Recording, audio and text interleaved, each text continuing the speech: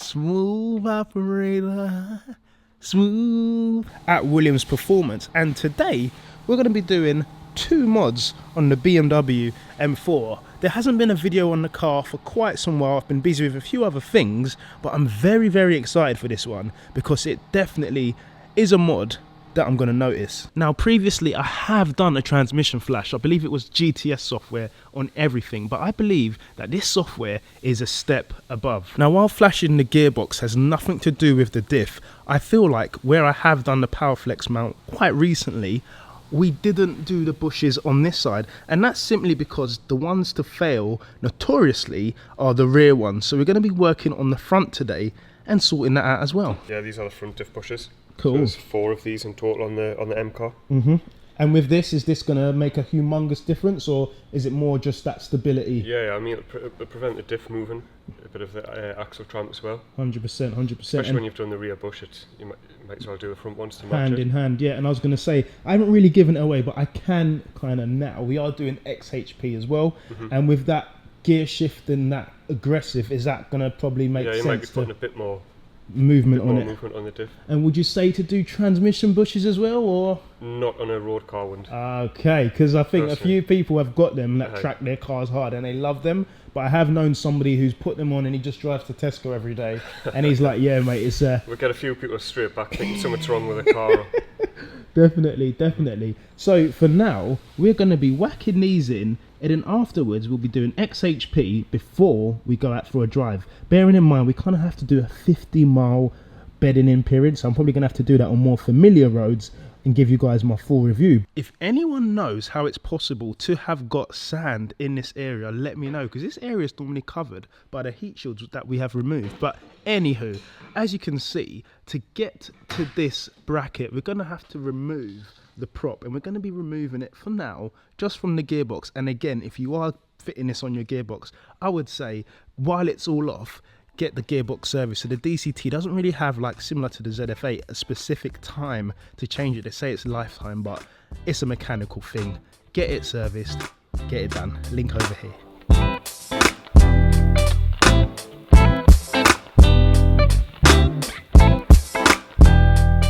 Now when it comes to removing the front bracket, there are 2 ways. You can remove this part from the diff itself, or if you do have a 1-piece, it's probably easier if you have the 2-piece, but this is an early model M4, so it has this carbon fiber prop shaft, and you can just remove it directly from the gearbox and just slide it over. This has got some serious. Next up, we're going to be pressing out the bushes using this 12-ton shop press. Okay, so as you can see, we've managed to press out the bush nice and clean. No sawing, no gnawing. Easy. Oh wait, hold on. Yeah, I was just gonna say I don't really. How do I? Any tips, Mark, how to show how clean it is on the inside, mate? Could you just put some fingers in? I'm nice.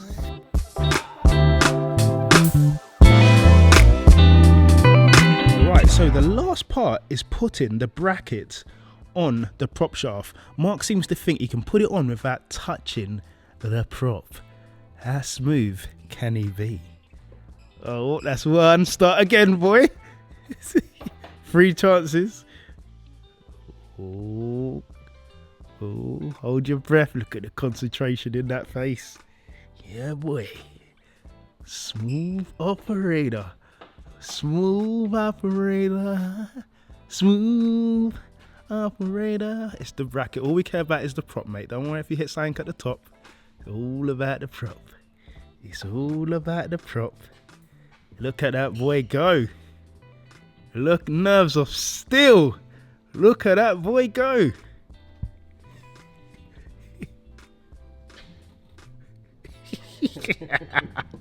He did it all the way through.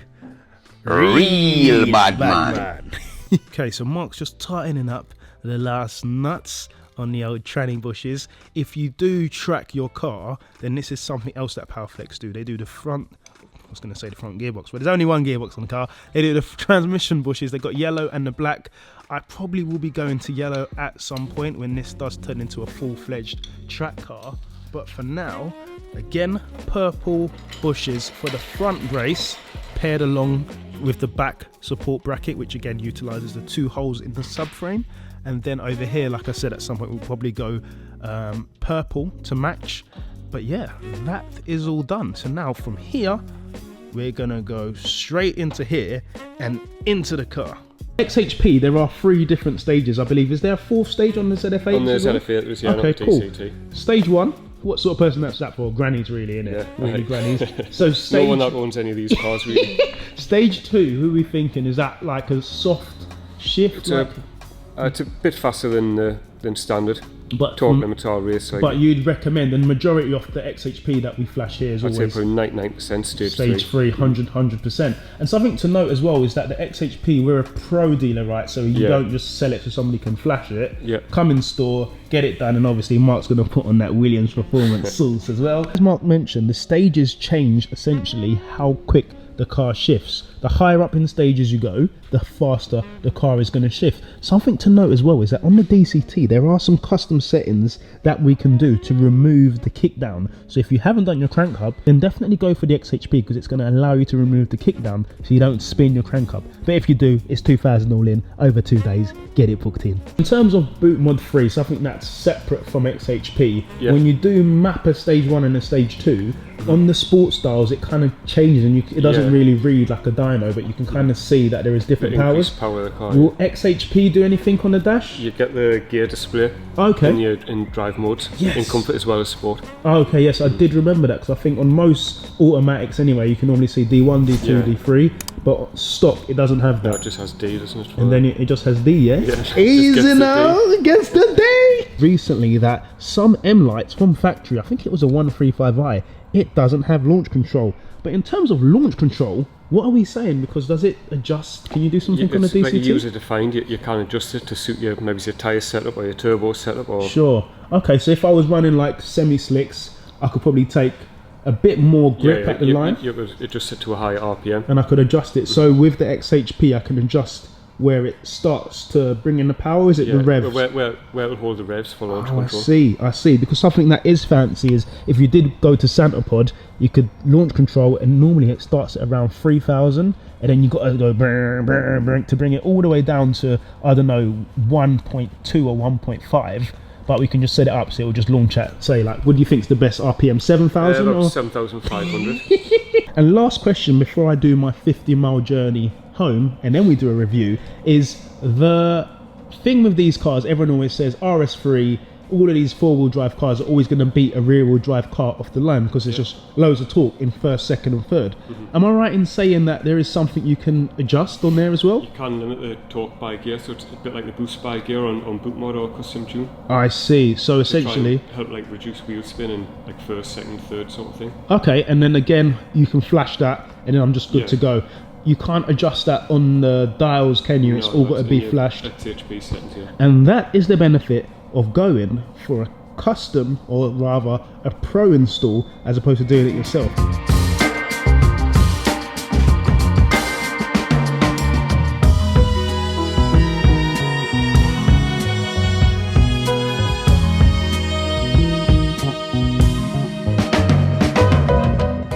Okay, so as you can see, we have finished flashing the XHP.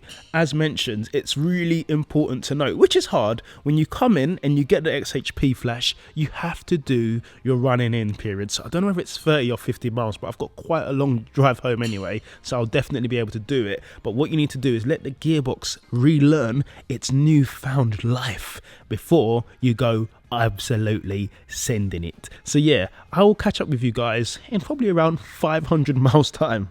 See you on the other side.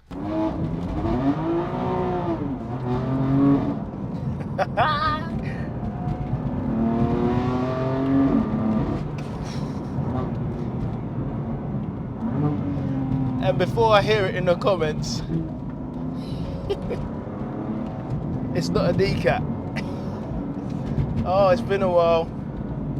Ladies and gentlemen, it's been a while.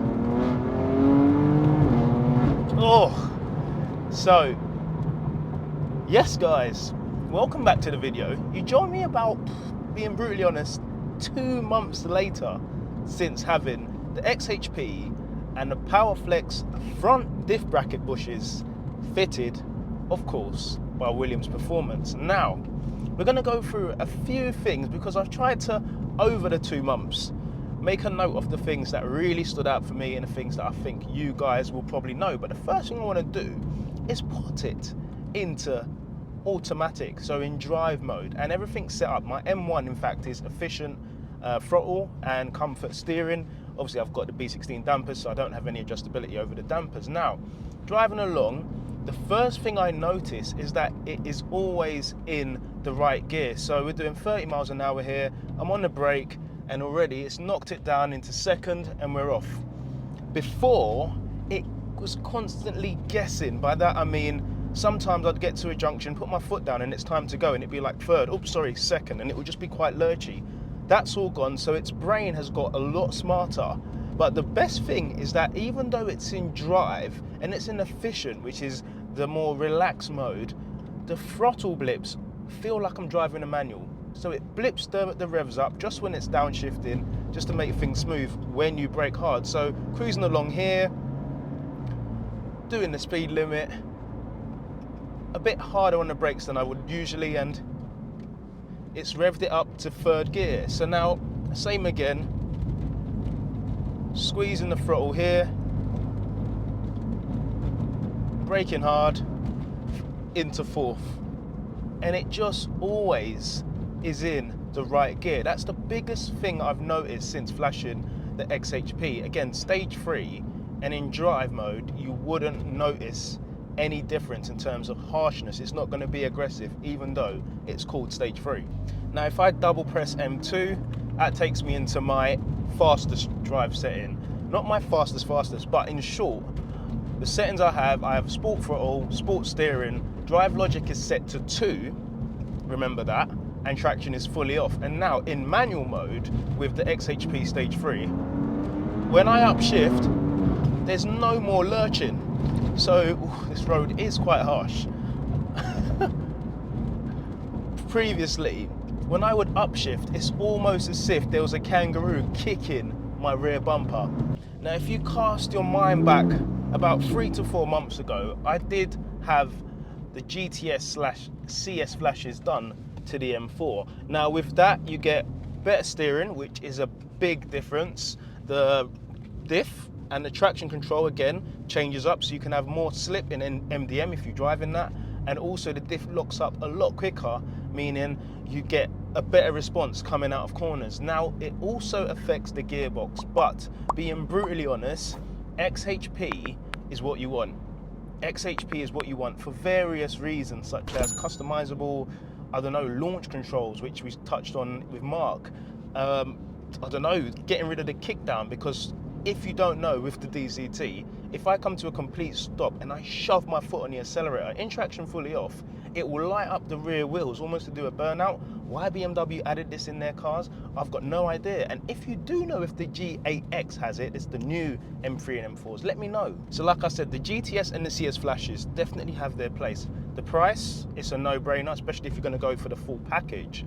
But then XHP, which is a dedicated gearbox software, you just can't beat it for all of those adaptations that you can do, especially if you're going to a pro dealer, because they kind of know what they're doing. Now also, it's important to note, because I do see this sometimes on Facebook or other forums, when you do XHP, it only affects the gearbox. It doesn't touch your tune, so if you have got a £1,700 custom tune, it's safe. The TCU, which is the traction control unit, is the only unit that is affected by XHP. That's very important to note. So don't feel like you're going to be, I don't know, losing your tune, or you're going to have to go back to your tuner. It's a dedicated transmission software, so don't worry about that. So in the time since Mark has flashed the XHP, I've also done a track day, and something to note is that my usual setting of drive logic set to 2, there's 3, you've got 1, 2, 3 in terms of shift speed. 2 is what I normally run it on, like I said, on the road. And when I go to track, I normally run it in 3, because I did notice before, when the engine got warm, 2 felt very sluggish and delayed. I actually forgot to ramp it up when I turned the car on, because obviously you have to set it up each time. And in 2 now, the gearbox lost no, I don't know, responsiveness at all. Again, on the road, you wouldn't really get the gearbox hot enough, I'd assume. because you don't have the space to be doing what you do on track or the road or the safetiness, and it's illegal. However, as mentioned, now 2 almost feels like 3 just without the added kangaroo kick. So XHP, is it worth it? 100% yes. It's a no-brainer. Again, it does work on the DCT7, which is this, and the DCT6, which I believe was in the N55 early models, and also on the ZF8, of course. It's a no-brainer. It's an absolute no-brainer. It makes your car feel very, I don't know, race car again, going through the gears here. It makes the car, and when you put it in drive, which I'm gonna do now, again, now it's in sport and drive throttle, it holds the gears the right amount, and then again, as mentioned, when you downshift, not pressing anything, it just blips. Again, not pressing anything, it just blips the right amount, and it just feels insane. You just can't beat it. Something else I feel I need to mention before we wrap up is there's 2 ways of getting XHP. You can download it, buy it, do it yourself, or like I said, there are pro dealers such as Williams Performance that can fit it for you in-house. The downside of that is you don't have access to the maps. You can't plug your phone in and tinker around with it and probably brick your TCU. However, the benefits of having a pro dealer install it is they do loads of these installs, and bearing in mind, if they are building big cars like Williams Performance does, big powered cars rather, not big, I don't know, X7s, they know what settings work best for your setup. So on stage 2 setup, which is what mine is, downpipes and a tune and running a bit of meth for cooling, but stay tuned for more of that. Mark knew what settings I need in XHP, and he knew I needed stage 3 because I take it on a track. If I was just using it day to day and I wanted a bit more responsiveness, maybe we could just flash stage 2 and change some of the settings. He knows I like the kickdowns, I like to burn the tyres out and do freaking donuts when I'm leaving the car park. Did I just admit I do that? Pro dealer will know what settings work best, and again, these things are not cheap in terms of traction control units. If you tinker around and you flash, or you use a cheap cable or a cheap dongle and you end up bricking your car, there you go. Next thing you're going to be doing is calling Pinnacle Vehicle Services. Hello lads, could you give me a quote how much it's going to cost to send my car up to Williams Performance? And he's going to turn around and say, you did XHP yourself, didn't you? And you're going to say, yes, I did. And he's going to be like, no worries, or no bother. I don't know if he's a Geordie or not. He might, yeah, I'm just going to say anyway. He'll be like, oh, no bother, we'll book you in. And you're in my Mark will book you in. He'll get it fitted, he'll get it sorted, and he's probably going to try and take the pure drivetrain solution clutches or whatever it's, I don't know. All I know, Max Hendo's whip is a mad thing. So yeah, stay tuned for that. Sometimes this car catches me out, and I think my aircon is broken. So with that said and done, bearing in mind it is 20 degrees out here and I'm on 16 degrees and I cannot, yeah, it's definitely broken. I'll be calling Mark myself. I won't tow it up with Pinnacle, but I'll be ringing Mark myself to get this sorted, because it is summer, track days are coming, and there's gonna be a very big announcement, fingers crossed. We're at 95% in terms of this announcement regarding what's going next with myself and how it affects the channel, and also how you guys can benefit from it. So make sure you stay tuned for that. But guys, I'm going to end this video here. If you have enjoyed the video, smash the thumbs up button, subscribe if you're new to the channel, and I'll see you all beautiful people in the next one. Take care and God bless. Cheers! Now seriously, why ain't this aircon working, man? I'm gonna be sweating buckets in here, man.